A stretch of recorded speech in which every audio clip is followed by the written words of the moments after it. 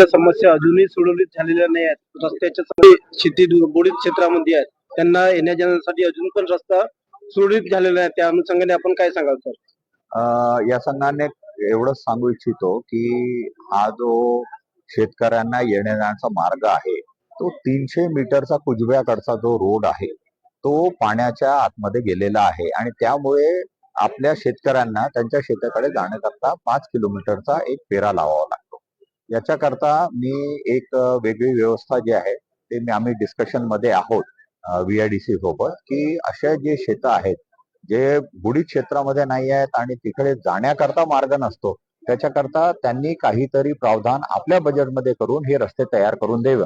त्याच्यामध्ये सर आवरमारा राजूला ते पण आहेत. हे सगळे जे रस्ते आहेत जे अशा आपल्या बॅकवॉटरच्या हाईटमुळे आपण ते रस्ते बुडतात ते सगळे रस्ते त्यांनी तयार करून द्यावे आणि त्याचा एक प्रस्ताव तयार करण्याची मी त्यांना विनंती केलेली आहे. सर 2 वर्षापासून पुनर्वसन जे शेतकऱ्याचे आहेत मला वगैरे सुद्धा पैसे सुद्धा अनुदान मिळालेले नाही आहेत. जी अनिल दांडेकर साहेब VIDC अधिकारी म्हणतात आम्ही या महिन्यात पाठवतो, पुढच्या महिन्यात पाठवतो, असे शेतकऱ्यांना टाटाळ अधिकारी करतात. इलेक्शन्स होते आणि आचारसंहिता होती म्हणून मी आढावा बैठकी काय घेऊ शकलो नाही.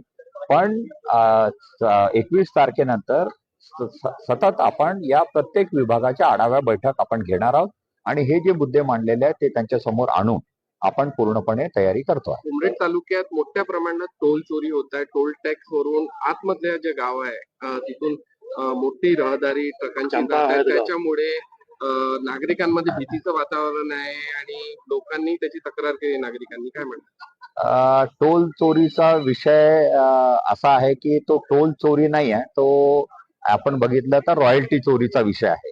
टोल चोरीचा विषय ते करू शकत नाही कारण त्यांना जर फिरून यावं लागलं तर टोल ऑटोमॅटिक कटतं. रॉयल्टी चोरीचा विषय जरूर आहे. कालच माननीय महसूल मंत्र्यांनी एक धाड आपण तिथं टाकली आणि 1000 ब्रासचा घोटाळा तिथं आपल्या समोर आला. ज्यांची मुदत संपलेली होती रॉयल्टीची त्यांनी काढलेला आहे आणि मग पथकाद्वारे आपण मोजणी करून घेतलेली आहे आणि त्या संबंधित लोकांच्या विरोधामध्ये कारवाई करून त्यांना आपण अरेस्ट केलेला आहे आणि ती कारवाई सतत सुरू आहे. काही पत्रकार जर समजा असलं काही नागरिकांच्या भल्यासाठी काही प्रश्न जर उपस्थित जर करतात तर त्यांना सर्वसामान्य कार्यकर्ता जो आहे तो धमकी देतोय आपल्या क्षेत्रात.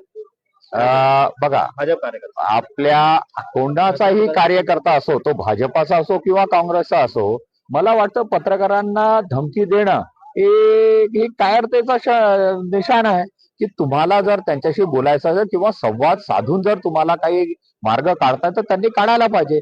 धमकी देऊन कोणी कोणाचा काहीच बिघडवू शकत नाही आणि ज्या व्यक्तींनी हे केलेलं आहे त्या व्यक्तींविरुद्ध कारवाई होणार हे मात्र नक्की. उमरेड तालुक्यामध्ये सध्या वाघाची दहशत आहे. कालच एका माणसावरती हल्ला करण्यात आला होता गाडीवर. ते VC कडे जाणार चिमूर कडे जाणारा VC मार्गाकडे जाणारा मार्गावरती घटना घडलेली आहे आणि आता जसं आम्ही मुद्दा काल जेव्हा चर्चेमध्ये आला वन मंत्र्यांनी जेव्हा हा मुद्दा ठेवला मला असं वाटतं की हे फक्त आता गोष्ट जिथं जंगल आहे तिथले राहिलेली नाही पण प्रत्येक ठिकाणी झालेली आहे. म्हणजे प्रत्येक आमदार ते उठून बोलायचा प्रयत्न करत होते आणि म्हणून एक आगळं वेगळं निवेदन आपण त्यांना देणार आहोत. पण याकरता आमच्या माध्यमातून माझ्या माध्यमातून एक सकारात्मक काम आम्ही केलेलं आहे. एक AI बेस्ड आपण ऍप USAचा आमचा एक मित्र आहे त्याच्या माध्यमातून केलेलं तो तयार झालेला आहे. त्याचं एक डेमॉन्स्ट्रेशन आम्ही वन मंत्र्यांना देणार आहोत.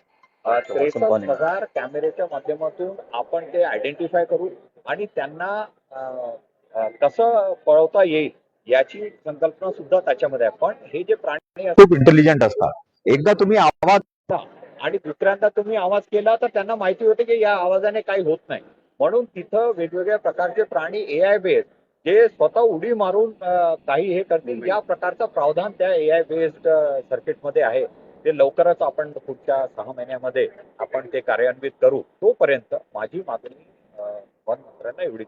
मोर्चा होता तोपर्यंत तुम्ही आमचे संरक्षण भिंत किंवा फेन्सिंग आमच्याकडे लावून द्या अशी मागणी. याच्यामुळे काय होत आहे की जे कपाशीच्या आपण काढायला गेलो तर लोक म्हणजे भीतीच्या वातावरणामुळे मजूर जायला तयार नव्हते शेतामध्ये शेतमाल स्थानिक काढण्याकरता. स्वराज्य संस्थेच्या निवडणूक जी. आहे आणि आता 21 तारखेला रिझल्टही लागणार जी. आहे. नगर परिषद उमरेड नगर परिषद जोरदार रंगत राहिली. नेमकं काय तुमचा दावा आहे? मी काय दावा करू?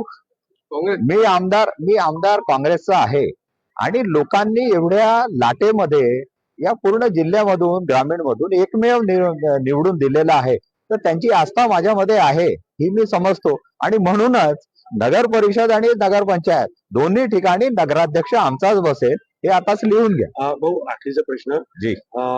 उमरेड करांडला मध्ये गोठणगाव जो परिसर आहे तिथे अनियमितता वारंवार दिसून येते. कधी रिसोर्टवाले दिसतात, कधी प्राण्यांच्या सोबत हात लावतात प्राण्यांना. हो. अशा वेळी काहीतरी वचक हवा ना त्याच्यावर. मी तसं तुम्हाला सांगितलं, आतापर्यंत सगळ्या डिपार्टमेंटचा मी आढावा घेतलेला नाहीये. हे सगळे प्रश्न जमा झालेले आहेत.